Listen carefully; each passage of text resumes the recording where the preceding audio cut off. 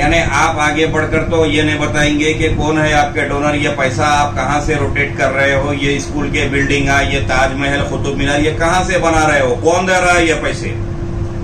तो क्या आप ओल्ड सिटी की पसमंदा हालत और प्रोजेक्ट्स की ताकीर में करप्शन को एक कारण मानते हैं? देखिए, प्रोजेक्ट्स की ताखीर आप जो बात बोल रहे हैं तो उसमें यानी डिले ऑफ प्रोजेक्ट्स, तो देखिए करप्शन है,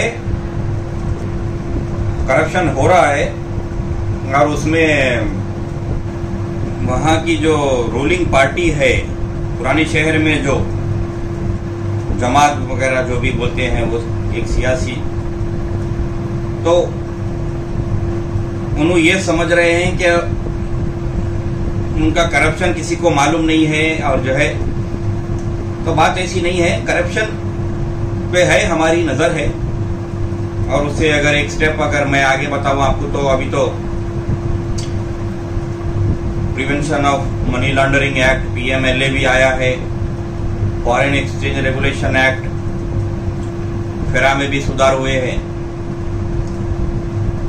तो बात यह है कि फर्स्ट ऑफ ऑल आप पार्टी चला रहे हैं, आप वहां पे जीत रहे हैं, जो भी कर रहे हैं, तो पहले तो आप जो है, आपको बगैर कोई बोले कि आप खुद डिस्क्लोज कर देना चाहिए था कि भाई आपके पास ये पैसा कहां से आ रहा है। ठीक है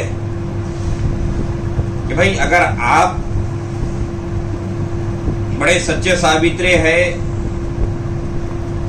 दूध से नहाए हुए हैं, तो फिर ये जो आप जो चला रहे हो पार्टी, तो इसका पैसा कहां से आ रहा है भाई, कौन दे रहा है ये आपको।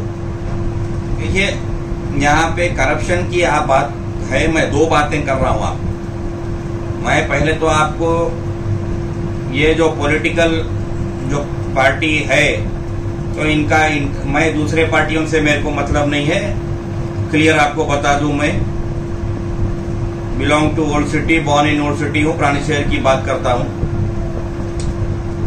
तो आप जो पार्टी चला रहे हो, तो उसका यानी आप आगे बढ़कर तो ये नहीं बताएंगे कि कौन है आपके डोनर, ये पैसा आप कहां से रोटेट कर रहे हो, ये स्कूल के बिल्डिंग ये ताजमहल, कुतुब मीनार, ये कहां से बना रहे हो, कौन दे रहा है ये पैसे, कि भाई ये कौन है इनके स्पॉन्सर, क्यों इतना परेशान हो रहे हो, इतना डर रहे हो, आके बताओ, टीवी पर बताओ, अखबार में बताओ कि हाँ भाई हमने फला पार्टी को, फला जमात को पैसे दिया है, मेहनत का पैसा है, तो बताइए।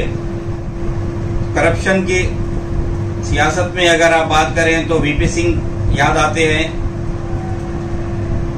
माजी में प्रधानमंत्री थे, राजीव गांधी कैबिनेट में फाइनेंस मिनिस्टर बनाया गया,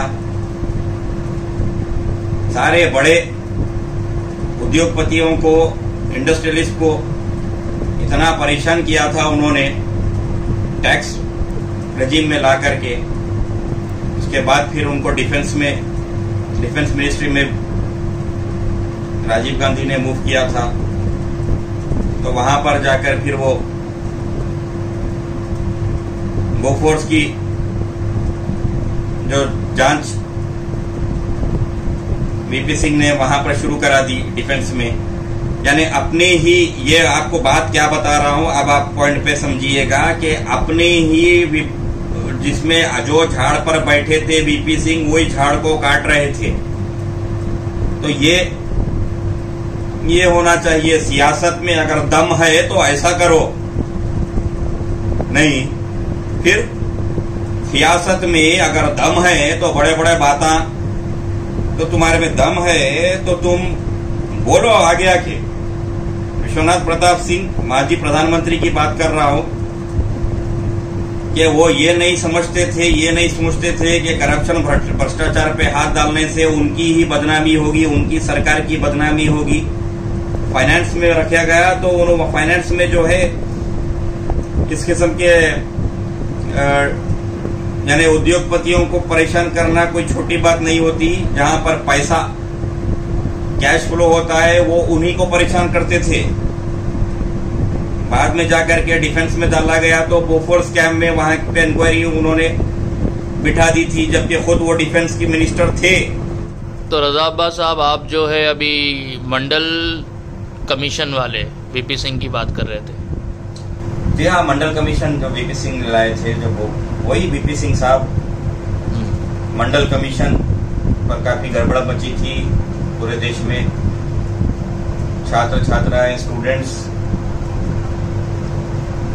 जो है उनके फ्यूचर के अगेंस्ट देख रहे थे वो मंडल कमीशन को, जिसमें रिजर्वेशन दिया गया था दलित्स को